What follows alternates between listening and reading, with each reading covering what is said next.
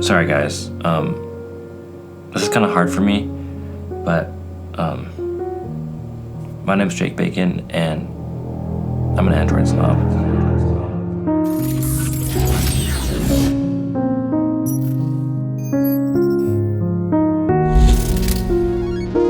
So I want to thank WhiteStone for doing this giveaway for my subscribers. These are the best premium glass screen protectors that you can get. I mean, I love them, and I'm gonna give away them to 6 lucky winners. And with their full clarity, full coverage, and their unique UV light adhesive curing technology, you're definitely gonna get a bubble-free installation, which, I mean, I can't stand when it's not bubble-free. All right, so I have 1 for the Galaxy Z Fold 2 to give away, and then 2 actually for the iPhone 12 mini, and then 2 for either the iPhone 12, the iPhone 12 Pro, and then 1 for the iPhone 12 Pro Max, because I already took 1 for myself. And this will also come with their glass protectors for the camera as well. So stick around at the end of this video so you can see how you can win. All right, slight correction, I was an Android Snob. So much so that I spent $2,000 on a phone, the Samsung Galaxy Fold 2.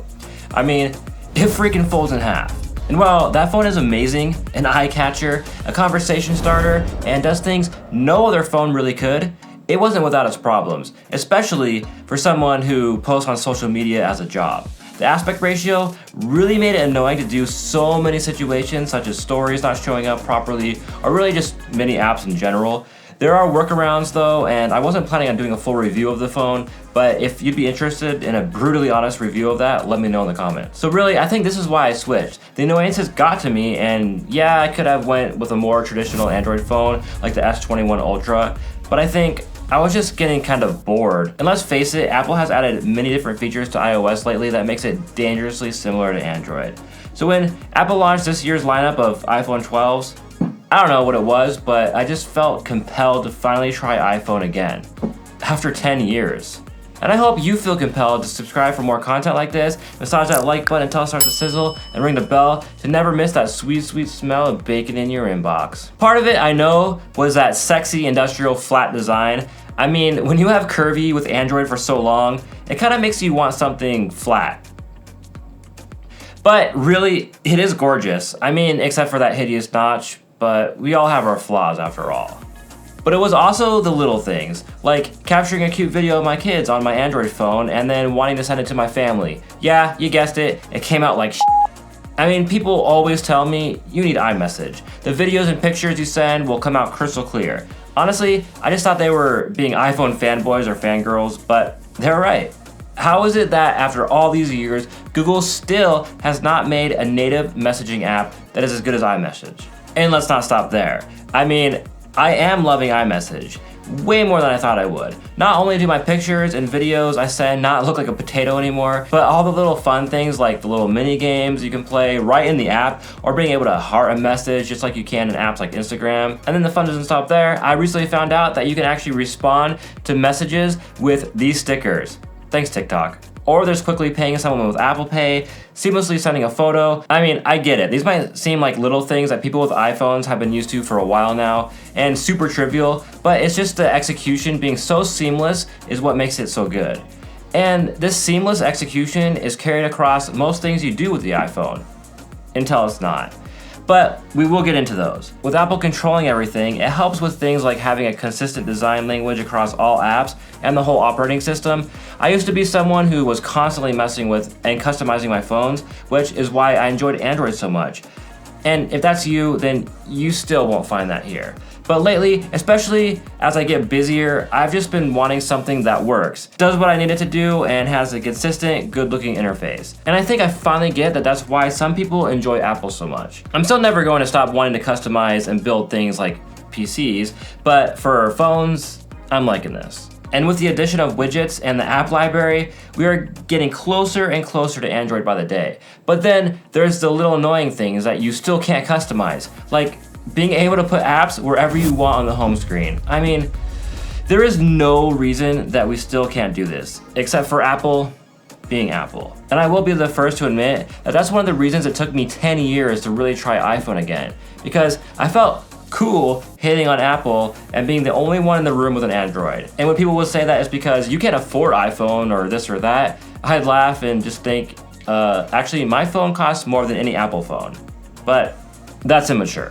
And I think it's this mindset that has the Android fanboys and the Apple fanboys constantly fighting and being aggressive with each other. It's just them not truly giving the other side a chance, because it's 2021 and both Apple and Android have amazing phones. Most phones these days are good, and I really still am a fan of Android. But then I just look at this $2,000 phone I have with all of its power, and then my freaking Instagram stories look subpar to any level of iPhone. It's just not fair, but it is understandable. App developers only have a few iPhones to develop for and, well, a ton of Android phones. But still, Instagram is one of the most popular apps there is. I'm not a developer, but can they fix that? Please? By the way, if you're liking my content, please like and subscribe so I can keep making more of it. But okay, then there's apps like those from Google. Are they just trying to punish iPhone users? Because with the YouTube Studio app on Android, with the analytics like real-time views for instance, you can click and see how many views at each time frame. On the iPhone, you can't. What's up with that? But some more good things are the camera. The autofocus is insanely fast. Faster than any high-end Android I've tried, and I've tried a lot of them. And then this little zoom wheel you can use when zooming on photos that tells you which focal length you are. It's brilliant. Then being able to instantly go into video mode from photos by just swiping the button over to the right, and also being able to take photos still as well. And when you are switching between zoom modes on the iPhone, it's instant.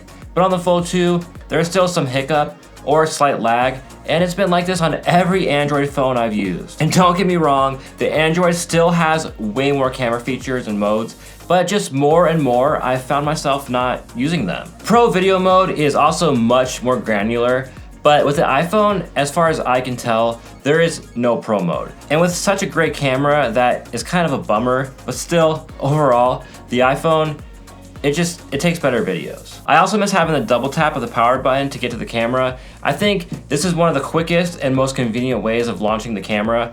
Yes, on the iPhone you can get there from the lock screen by holding the little camera icon or swiping to the left, but once you are in the phone, you either need to click the app or swipe from the top to get to the camera. Not the worst thing in the world, but a faster shortcut would be nice. The other big thing I like about the iPhone, and this goes against what I said earlier, but that's choice. And no, I don't mean choice of how to customize your phone or really choice with really anything in the operating system, but choice with accessories. It seems that the same way every app developer is going to develop an app for the iPhone, every accessory maker makes something for the iPhone. You have so many different options from so many different brands that you are bound to find something that you like. And that also means that you're also never going to run into a brand that makes an accessory you like and wonder if they're going to have a version for the phone. For example, check out this beautiful two-tone leather case from Ondar. Does anyone else love the smell of high-quality leather as much as me? Man, that smells so good. And they also make leather watch bands for the Apple Watch and cases for the AirPods and the AirPods Pro. And also check out how it elevates and reveals the AirPods when you open it. It's the little things. So learn more about them in the link below and use my code BACON15 if you want to get 15% off, and I promise they're worth it. And keeping on with choice, I love how in this generation of iPhones that no matter which version of the iPhone you get, they all have basically the same performance. The same chip, the same amazing OLED screen, and yes, with the Pro Max version, you get a better camera and some better camera features, but not everyone will need this, and it's a start. Because I've been wondering for years why companies don't make a smaller phone like the iPhone 12 mini with great specs, because there are so many people out there that I've talked to that just want a smaller phone but don't want to compromise on performance. I haven't seen Android do this yet, so kudos to Apple. Now, let's get back to some annoyances. Why in the world in the alarm app can you not just change the time of an alarm you already set? You can delete it or you can add a new one, but you can't just change it. Yes, you can do this with the Sleep app, but this is another example of Apple being Apple and forcing you into something for no reason. This seems like such a minor thing to not let the user do. So now, with Face ID, it's a mixed bag for me. On one hand, I love it when it works. Most of the time, it works wonderfully, and I really enjoy being able to sign in to pretty much any app with Face ID. But when it doesn't work, and you have to put in your PIN, why does it have to be 6 characters long, and why can't they implement the swipe pattern like on Android? It is so much faster and more convenient. Why can we not have Face ID immediately log you in without having to still swipe up to unlock the phone? I mean, come on. And then there is a screen, and don't get me wrong, it's a beautiful display.